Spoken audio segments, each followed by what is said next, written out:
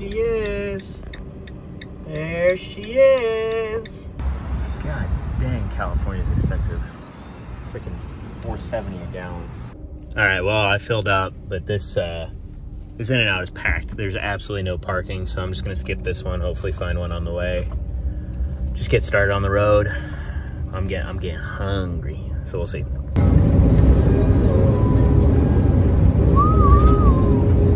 Take two, hopefully this one's not as bad. Although I got cut off by like 4 people on the highway doing triple lane changes to get off exits, and then there was this big little like bump that felt like everything in the van all shot up and shot down at once. So I'm gonna take a look at that quick, make sure everything's okay.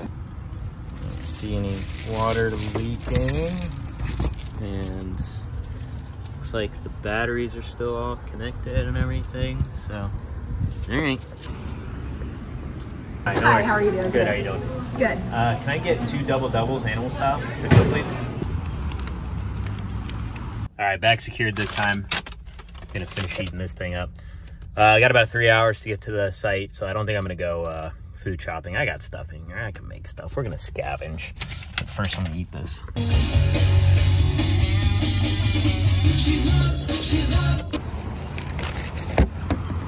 All right, so I scarfed that down really quick because it's delicious. In-N-Out is the best fast food in America. I will fight anyone on that. You get a double animal style. It's the best thing in the world. I will go to war for In-N-Out. I'm talking to you, people who doubt. Now we got about a 3-hour drive here to the Stanislav National Forest, hoping to find a free parking spot. If not, may have to purchase, but the goal is to free park for the night, set up, and probably to stay there through the weekend. Thing I didn't recognize, this is a 3-day weekend for people, especially for kids. It's Columbus Day weekend, so it might be packed. I'm hoping it's not, but knowing my luck, it's probably gonna be swarmed, and we're gonna have to find something else, but we'll see. Is one of them named Elland? Sand when long jumps were necessary. I'm on the road to get where I'm trying to camp, but it is just a dirt road with a lot of like rain out spots and a lot of whew. Oh boy. All right, I'm gonna focus on this. All right, well, I had a casualty there. That fell, but found my spot. It's pretty nice. Just get this all set for right now, and we'll go down to the little reservoir, see what it looks like. All right, so I'm at this camp spot. It's $25 a night, but I'll show you why it's $25 a night. It's wow. This is why you pay. This nice, pristine little reservoir. You can just go in.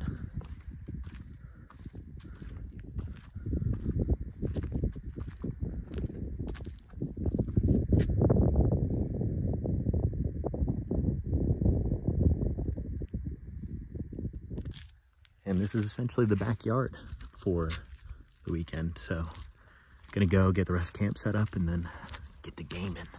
So what does camp setup look like in the eyes of Vanlife? Well, number one is putting up our covers, right? We don't want any peeping toms, or do we? No, we don't. So we're gonna be putting up all of our window covers first. And then for gaming, well, we have a few things. We're gonna play some Switch, but you know, we also have a projector. And I want to play some online games or watch some videos or movies or something. So the next thing we'll also do is set up our starlink, and we're just gonna plop that outside, whether it be on the roof or the ground, just make sure that we have enough coverage. And then the rest of it's gonna be just making sure everything's kind of set and secure and ready for tonight. So I'm gonna do that really quick, and yeah. You can see the Starlink here comes in a few different things. We have the dish itself, some cables, and the power supply. So what I'm gonna do is I'm gonna start by getting this out and getting this set up.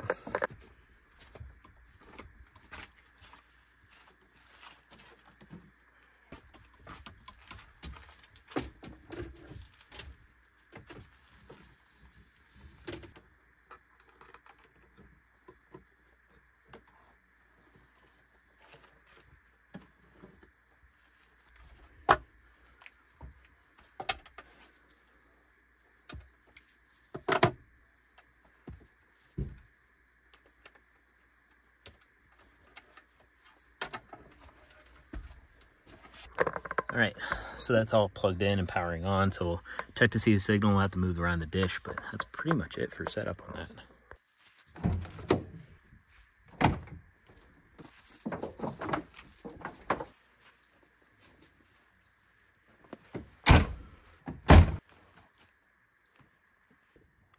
Well, it's my first sunset in the camping spot. That's pretty nice.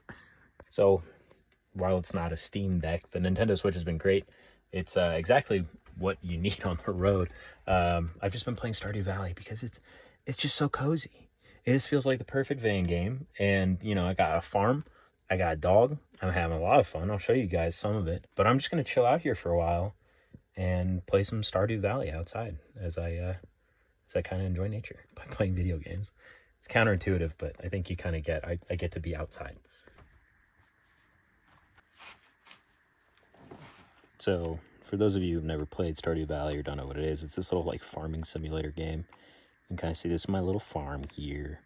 Got some melons growing, got some tomatoes, some chili peppers. These are my chickens. Essentially what you just do is you build a farm, you get to know a bunch of villagers and stuff. It's just super cozy.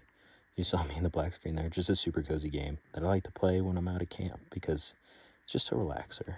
And then you can kind of see this is town. You can go fishing. You can go down to this little like cave area and fight monsters. You can, you know, sell stuff. You get money. You build up your farm better. It's like a no loss game. It's only wins and it's only fun. I'm just playing some Stardew still, but Starlink just got set up. It's like 300 megabits down, so I'm gonna play for a little bit longer and then probably go inside, put on some Dexter. I don't know if I'm gonna have dinner. That In-N-Out filled me up. It's about 7 o'clock. Got very dark outside, so I decided to come inside, finish up, kind of packing. This is, you know, the front here. It's a little curtain that I put up at night so nobody can kind of see in through the cracks or anything, give a little bit more privacy. Everything else in the back here is kind of set up. I got some clothes to put away. I'm gonna do that, but I think for the rest of the night, I'm just gonna kind of hang out, maybe open my laptop, put Dexter on, and then fall asleep. Before I do go to bed, though, I will say, like, being alone, you know, it's peaceful and it's nice, but it makes things kind of boring. I really miss Racine. That being said, I do get the whole bed to myself, so. Close fight.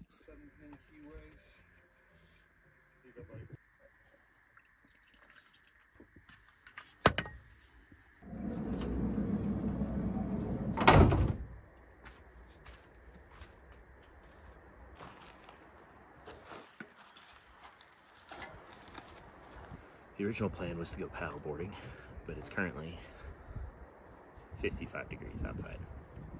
So I'm gonna skip that. I'm gonna go hiking first. Go around the reservoir or something. Enjoy breakfast first. All right, ready to go.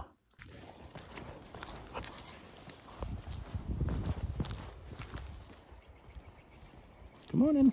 It does feel like you're on a deserted planet besides those people over there, but it's just strange transferring from Florida environment, which is super swampy and mucky and no rocks or elevation, to this. I'm sure earlier in the season all of this is filled up and wet, or at least running water, which would be beautiful, but right now it is pretty gross, honestly. I mean, don't get me wrong, the actual water, the rock formations are gorgeous, but you know, the surrounding areas, it's just muck and mud. It's definitely like mucky and soft here. I don't really want to get in that something. Of course, as I say that, I don't really want to get in there, so I'm trying to traverse as best as possible.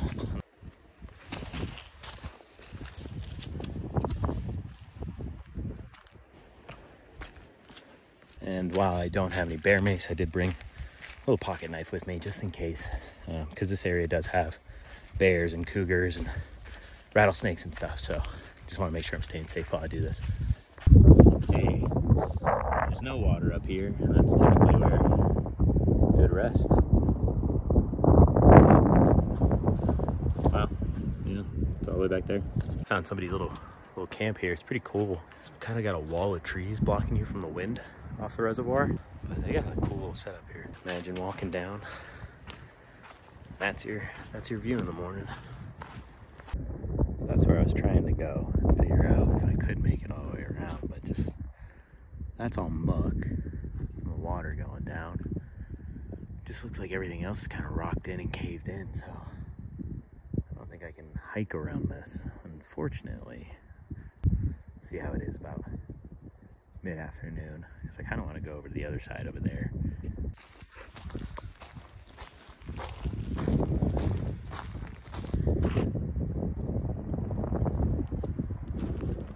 I haven't felt the water yet, so let's test it. Oh yeah, yeah, it's cold.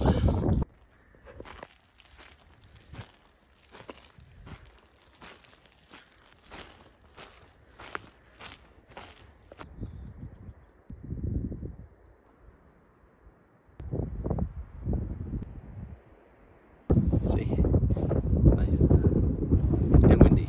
It's a campground over there, but made like this perfect rock formation as a couch.